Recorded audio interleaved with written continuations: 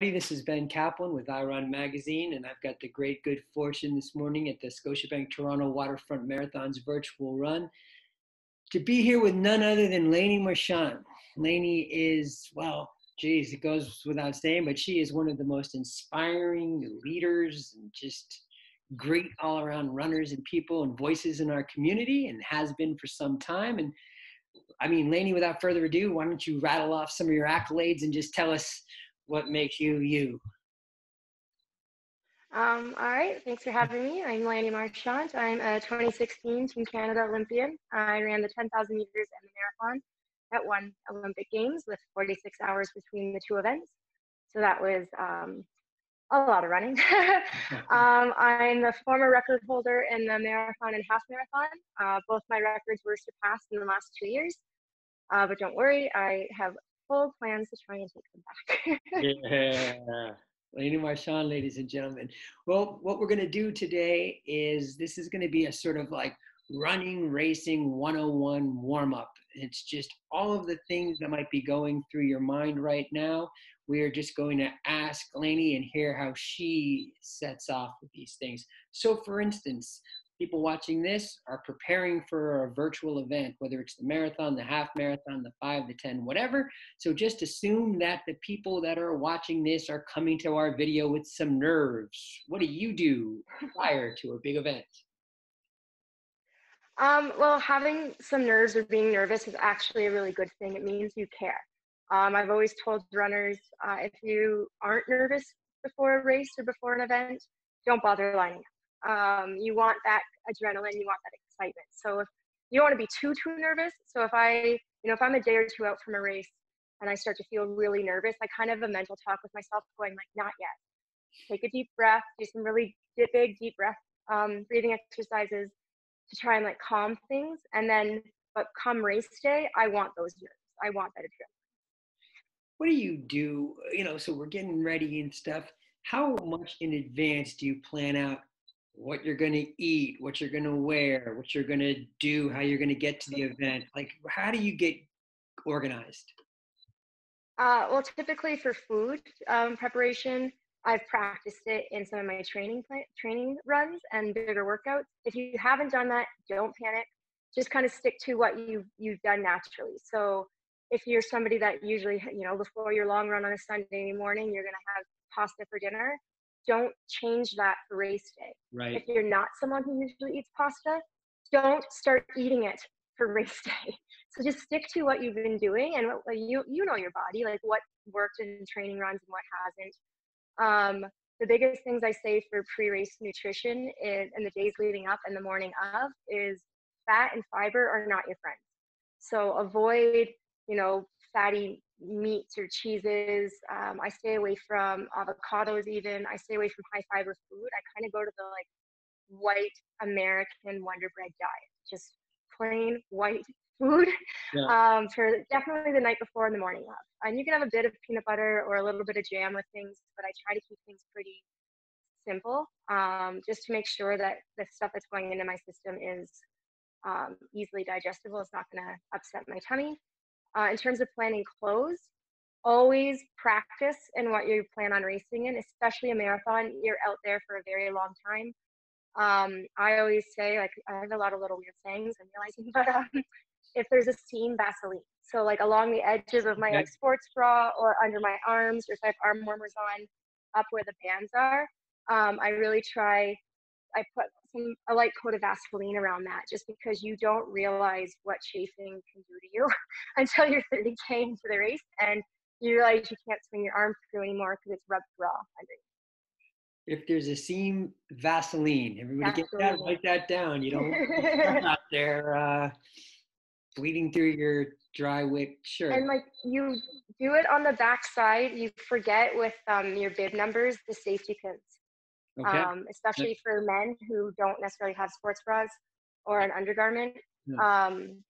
Do the back side of the pins under your singlet, because those, at World Championships in 2013, I had 4 wounds on my torso from where my pins had rubbed in the hot weather. So that's another thing. People so she's running the World Championships and made that mistake. Like, you will, if you do make a mistake, you will fight on. You can't do this stuff perfectly. Things ultimately happen and get screwy, the weather. Tell me about how you sort of adjust to once you get out there and realize, hot damn, I shouldn't have had that burrito. Do not have a burrito All before right. the race. Have anything you want after. Do not go with a burrito before the race. Yeah, you kind of, primarily I'm speaking about marathons, but for any distance, once you're out there and if something's not going right or well, count to 10.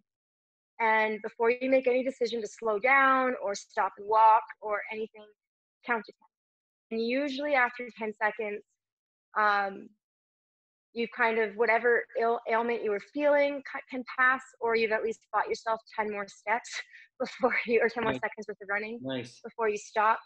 For me, that's really handy when I'm in a race and I just feel like, I don't know if I can stay with this person. Like I'm up on their shoulder. I'm just like, God, this is starting to hurt.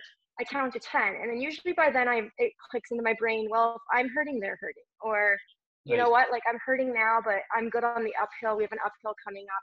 I'll get them back on the uphill. Like that 10 seconds really just gives you a chance to create some space and breathe and then decide and then adjust. When the weather's bad, like we typically know for a marathon what the weather's going to be, give or take. When I ran Commonwealth Games Marathon in 2014, we had everything from like humidity, high wind, sideways rain, and sunshine. Like it was all these different elements that we ran through. I had like a hat, sunglasses, everything was prepared.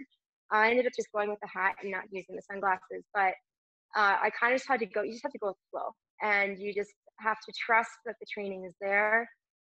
No one is immune to the elements, so if you're feeling affected by them, so are your competitors. And the beauty of racing is that whether you're a pro like me or a beginner, we're all out there running the same race in the same conditions. So it's the one sport where you actually get to experience and Yeah. suffer the same way we do. Yeah. So just having that mindset for me at least makes things a lot, like I can just handle it a lot better. This is, I see this all the time. We're doing a virtual, this is the Scotiabank Toronto Waterfront Marathon virtual expo. All the times when I sit there at my iRun booth, handing out magazines and whatever, I always see people shopping and people buying shoes and then people wearing those shoes in their event. So let's say I'm getting stoked for my race and I want to race Lanni Marchant virtually and whatever. How close to my run do I buy new shoes? You know? Yeah, my rule of thumb typically is because I'll race in like I'll train in a set of shoes and a set of racing flats, and then I have the exact same model that I'll race in.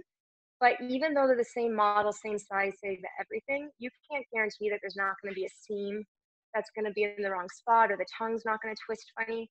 So I usually try to make sure I do a handful of workouts in my racing shoes or racing flats beforehand. I won't do, some people do long runs in them. I won't just because the risk of injury is pretty substantial, but you can do a higher volume workout in your flats. So if you're going to buy a pair of shoes at an expo, like make them your treat for when you return to running after your Nice. break, after Nice. like bust out the new brand new shoes as something to get you excited when you're going to do a virtual race in October, and then now it's like middle of November and you're getting back into running and you're kind of whole calm about it. Bust out your new shoes There you go. Are you people out there listening to all of these great tips? I hope then. everybody is taking these down. Like this is clutch stuff. Another one for you. What do you do if you, you know, you just can't get a wink of sleep the night before the event? You're just tossing and turning and playing the whole thing over, and it's just like race time, and I just didn't sleep at all. I'm notorious for not sleeping well the night before a race. And then also I don't sleep well the night after the race. So I end up with like almost 48 hours of just like awake Lanni. Um, but don't panic. I mean, there's nothing's going to be perfect on race day. Just like anything, like anyone who's been married, your wedding day is never perfect. There's always something that goes wrong. Like you can have the best first date ever and everything was a poop show going into it. So treat racing the same way. Like don't expect perfection. And just know that the training is there, that you've executed it. And that in reality, like your nervous system's going to take a huge hit after the race because you didn't sleep. But the reality of it is if your body's not going to know a ton that it's more fatigued than not. It's going to be mental. So if you can just kind of perk yourself up, have a bit of coffee. I actually find if I have like gummy bears or something more sugary, it helps better than coffee. And if you're not a coffee drinker, you end up with like GI issues possibly. So, but yeah, when I've had like a sleepless night before a big workout or a major race, it's pretty typical for me. I kind of just try to remind myself that, like, you know what, the training's in my body. I'm fine. You might, unless it's been several days leading into the race, you've been lacking sleep. At which Right. point, then you probably do need to adjust your goals. But if it's just the night before, I mean, you've got plenty of banked sleep. Like, you're fine. You'll be okay. And Oh, athletes, we fly yeah. all over for international races and marathons. And so we're usually going into some of these bigger events with some sleep deprivation. And it's fine. Like, it sucks. I'm not going to say it's not necessarily easy. Right. And Yeah. like nobody likes feeling tired, Right. but just trust that, like, if you can tell your brain it's not a big deal, your body will respond. It seems like a lot of these things too that we succumb to. Like, I mean, a lot of this, the underlying message is like, don't do it to yourself.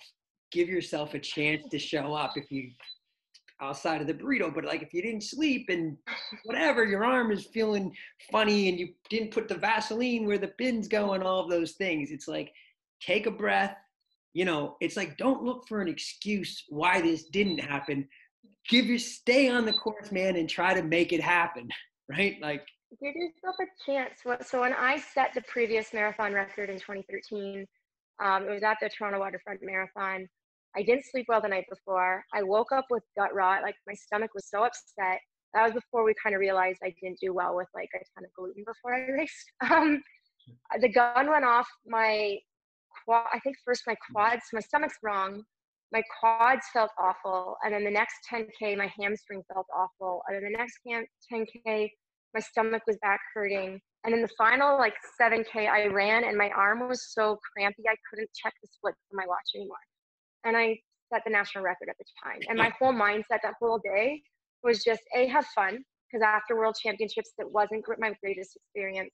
I just wanted to have fun doing it. So I was like, are you having fun? Yeah, cool. Let's do another 10K then. And then I promised myself every 10K I would evaluate how I was feeling. And as much as like my stomach hurt and my legs didn't feel right, and my hamstring started to hurt, my arm was doing this weird dinky thing, the whole time I was like, like, it's not the best, but I'm still running all right. Like, I feel good otherwise. And had I let any of those ailments kind of creep in and create self-doubt or make me slow down, had I not counted to 10 every time I noticed a new ailment, I can't say I would have had the record that day. So by no means was it my perfect day, but it was a perfect day in the outcome. and we're talking so much about gut rot and different other things. Why don't we take a minute and pivot and let's just talk about here? Everybody, imagine this sensation when Lanni Marchant sees the Scotiabank Toronto Waterfront Marathon finish line, and the Canadian female marathon record had been held for how many years by Sylvia Ruger? And you take us into tell me the story when you're 500 meters out, what's going through. Let's talk about the thrill of victory. Yeah. So I didn't necessarily know for sure that I was going to get the record until I think it was about a K to go. And I knew I'd put enough of a gap on Krista Duchesne that she wasn't going to catch me in a K. And that unless I had to like crawl, I had enough time banked to set the record. So with a K to go is where I kind of was just like, holy geez, like, I'm about to do something really cool. But I still just was like very focused. Like I said, my arm was being janky, and by that point, my calf had started to be a bit janky.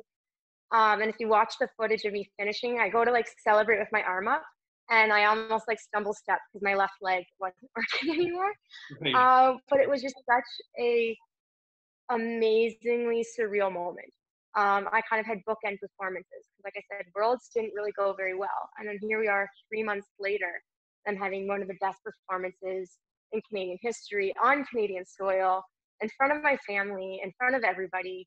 And it was just kind of this experience that, like, it let me stay in the sport because it, opened up doors for sponsorships and stuff.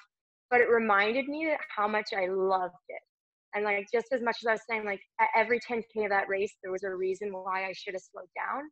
But I just was loving the experience so much that all of that kind of came out at the finish line. And I always tell people, when you see victory, yes, like you're celebrating that moment, but you're actually celebrating all of the lows of the moments that got you there, all of the hardships and the bad runs and the bad times you've had to survive through.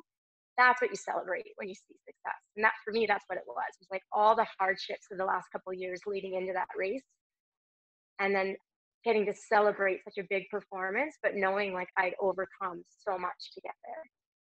You know, there's even something during our uniquely COVID-19 pandemic times that the notion of getting out there and doing the Scotiabank Marathon, whatever distance it is, I just say marathon, but whatever you're running, but just going out there and doing something for yourself and competing against yourself and just trying a thing has elements of that. Like it's just a victory against despair to go out on the street and perform for yourself or for a charity or something. But like, yeah, I think there's something to that. Yeah, like everyone, like 2020 has not been a kind year for any of us. Whether if you were, if your bubble was immune to any of the COVID effects, like if your job was safe and fine, like doesn't mean there weren't other personal issues you were dealing with or professional issues. So it's been a tough year regardless of what people have gone through. And running has been, for me, I know it's always been the outlet that I've had to kind of help me through any struggles that I've had. And so for me, for this 2020 year, it's been like the one constant that I've been able to rely on. Same It here. doesn't mean every run's been great. Doesn't mean that I've enjoyed every minute of it. But it's definitely helped. And so I love these ideas of these virtual challenges and virtual races, or different time trials we as athletes set up, just to kind of get out there. And it's almost like we're taking back part of 2020 by doing it. Like we get to kind of like in your face it. Like, you know what, like life might suck right now in a lot of ways for a lot of people, and people are in very tight spots making difficult decisions, but as long as you're like safely doing it, masked up, social distancing, able to get out there and run, to go out and push your body to a performance is kind of to just in spite of the crumminess that has been 2020. I really love that, man. I appreciate you saying that. And I hope everybody, again, it's like, so just by doing this, you already win. Tell me a couple of more things. Just have you done one of these virtual events yourself already? So I joined in. There was an athlete up here that was doing a virtual Boston. She was doing like the relay version of it. So I just joined in with her. I set up a 3-week to 3K time trial back in spring, and I might hop in a few virtual races here and there.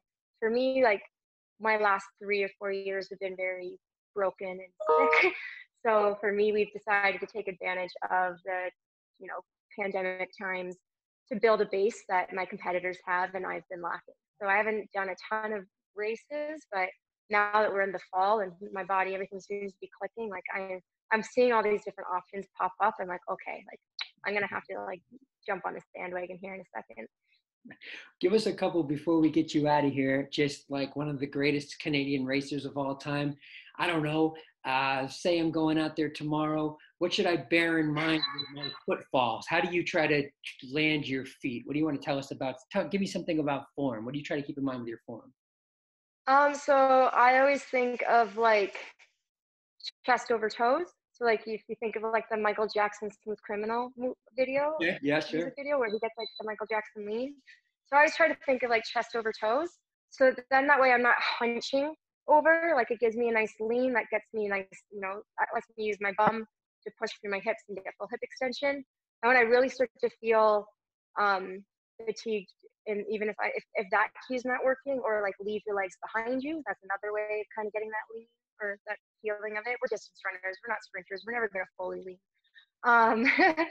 But then I also kind of think of knees to nose. So if I really feel like I'm not kind of picking my feet up enough, then I try to pair with the like chest over toes. Now I have knees to nose, and that's going to help me remind me to like drive my knees up and keep picking my feet up. And then when all else fails, pump your arms.